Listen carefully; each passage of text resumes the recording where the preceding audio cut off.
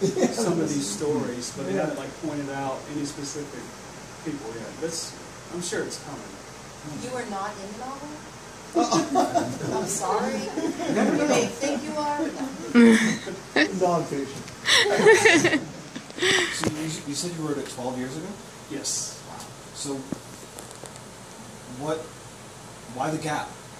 Well, when I wrote it then, I tried to get it published initially after that. Yeah. And I think I was so young, I didn't know what I was doing, not that I even knew what I was doing when it finally did get published.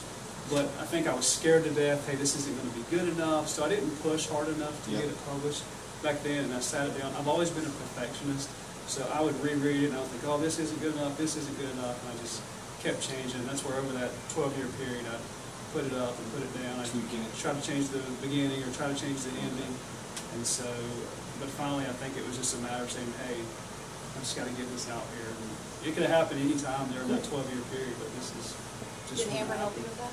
Now, how long have you two been together? Yeah, we've been together almost 9 years, and yeah, she pushed me to finish it, polish it, and get it out there. So yeah, she'll take credit for that. Definitely. Did you change a lot from beginning to when you got it published? I didn't really change much. The ending changed just a little bit. And like I said, at the beginning, I did some tweaking to that. Kind of in the middle, I took out more than I put back in, and just kind of polished it up. So I didn't really change the story a whole lot. Now, what was interesting is 12 years ago, cell phones weren't as prominent, or getting on the internet or cell phone, things like that. Some published books or... So as I'm reading back through the book, I'm thinking, well, that line doesn't make any sense now, because people are going to be like, this isn't happening now. So there's a lot of things like that that I had to change. The names of places that changed, because there are some places in New Bern that are real places that are obviously in the book, and so some of those have changed. So I had to make little changes like that, but I didn't miss anything.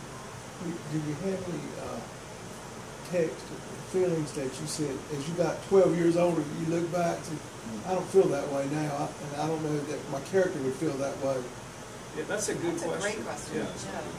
Yeah. I don't recall seeing any of that, which is, kind of odd, because you would think you might would, but I guess it was just ready to go back then, and I just didn't realize I didn't push it enough. But I didn't really change any of the characters a whole lot, so.